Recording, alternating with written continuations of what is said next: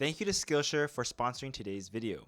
No one really warns you about how tired you get as you get older. Lately, I've been finding myself coming home from work, laying on my bed, and just scrolling. But I caught myself thinking, when did I stop doing things for the fun of it? When did I stop having hobbies? Welcome back. Today, we're gonna talk about hobbies, the benefits of them, and how to get back into finding fulfillment in the things we love doing. First, let's talk about why hobbies disappear. I think we tend to have a misconception about hobbies. It always seems like we never have enough time to fit them in. But it's not about how much time you spend on them, it's about the fulfillment you get from doing them. Obviously, as we grow older, we have more responsibilities and it becomes harder to find time for things like fitness, let alone leisure. However, I can't speak for everyone, but for myself, not having enough time is usually just an excuse to disassociate myself and find the easiest thing to do. And it's usually doom scrolling. Scrolling is the easiest thing for us to do because it requires no commitment. It's effortless and it's so easy to squeeze into any time we get. But the thing about hobbies is that you always have time, whether it's a 5-minute read or a 10-minute painting session. We have a tendency to think that hobbies take hours and hours or even days, but the truth is, even just a few minutes of doing something you love can make a huge difference. Hobbies are like working out. The more you do them, the easier it is to do them longer. I also think that the reason hobbies are a bit intimidating is because the learning curve can be quite daunting. But the truth is, we live in a time where learning has never been easier with the help of YouTube. And thank you to today's sponsor. Thank you to Skillshare for sponsoring today's video. I recently really wanted to learn how to make music, and on Skillshare there are so many classes on how to get started, but also the proper lessons to understand the fundamentals of making music. There's this class that I've enrolled in recently, and it's called Ableton Live 11 for Beginners, and it's been so helpful in learning the basics and how to just get started cooking on Ableton. If you're not sure where to start, Skillshare is the perfect place to explore and learn something new at your own pace. The first 500 people to use my link in the description below will receive 20% off their first year of Skillshare. On top of that, there are so many niche communities that help connect people with the same interest. For myself, I've been trying to learn making music. If you knew me in person, that's a huge step into the unknown. But there are so many channels on how to get started and to really guide you through the process of learning. Something I realized is you can't expect to get better at something without practicing it often or daily. Imagine you want to learn the piano. You'd have to practice the chords, the drills every day in order to become more familiar. There's honestly no way around it. Unless you're extremely talented, then I guess there is. But for the most part, the same is true for hobbies. You have to show up, even if it's just for a few minutes, to get more comfortable and to really start enjoying the process. When I think about the things that I want to pursue, I realize that the main person holding me back is myself. So don't be intimidated.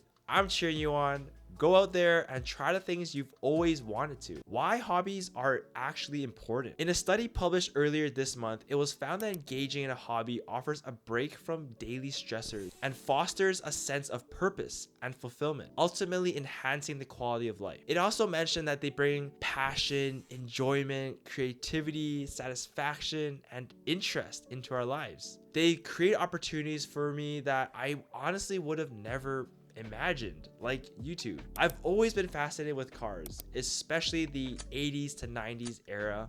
And through this passion, I've met so many people and built one of my dream cars in the style that makes me happy. In the little pockets of time that I could find, I slowly began restoring and personalizing the car I once adored as a kid, doing the very thing my younger self would have if he was given the chance. I also think it's important to not have expectations for hobbies. I don't think there's anything wrong with setting goals, whether it's making money or reaching certain milestones, but sometimes that pressure takes away the simple joy of doing something just because you love it. There are so many studies on how it lowers levels of depression, anxiety, stress, and overall just increases life satisfaction. And for my younger viewers, Hobbies are such an amazing way to discover and find out what you truly like. And what I mean by that is you'll find it easier to decide what actually excites you instead of what sounds good to people or what looks good on paper or LinkedIn. At the end of the day, it's the things we do just for fun that end up leading us to the most meaningful parts of ourselves. Hobbies don't have to be productive. In a society where everyone is trying to monetize everything, we feel like hobbies are constantly mixed up with side hustles. For myself, I'm trying to prioritize hobbies that serve no purpose other than doing them. I've recently picked up biking or cycling, and it's been nothing but pure fun. I don't do it for the Strava. I do it because it brings me back to a time when I was younger and enjoyed biking just for the fun of it. The goal of my cycling hobby is just to enjoy the process, and that's the beauty of hobbies. Everyone who draws or paints eventually opens up a shop to sell their prints. There's nothing wrong with that, but I think it does inherently ruin the process of having fun, because now we're not focused entirely on enjoying this time, but we're focusing on how to market it, how to sell it, how we should post on Instagram later. And so I find it easier to separate hobbies from side hustles because the end goal of the task is simply fulfillment. How to find your hobby. After talking with some friends, I noticed that a lot of people don't quite know how to start or how to find their hobby. I think something that helped me was try things that excite you or make you curious. Try to reconnect with your younger self and the things that brought you joy as a kid.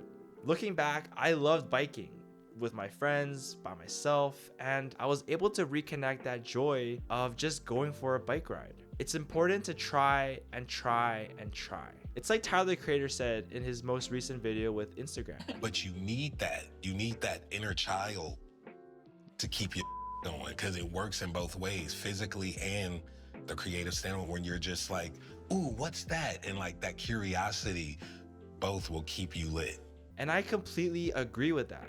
We need that curiosity we had as a kid to really rediscover what makes us happy. However, it's important to know that the hardest part of learning or doing a hobby is just starting it. Nobody becomes amazing at something overnight.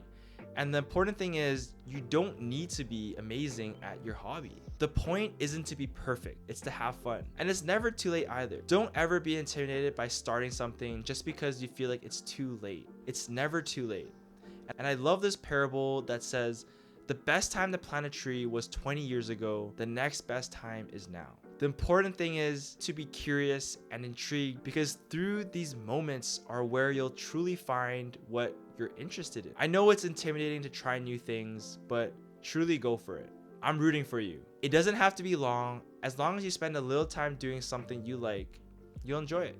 If you made it this far, thank you so much for your time and for watching. If you like this video, consider subscribing and liking this video, as it'll help the channel a lot. I always love listening to other people's passions and hobbies. I'd love to know what you do in your free time, and maybe you can start a little community in the comments. Who knows? As always, I love you. Stay beautiful, stay blessed, and until next time.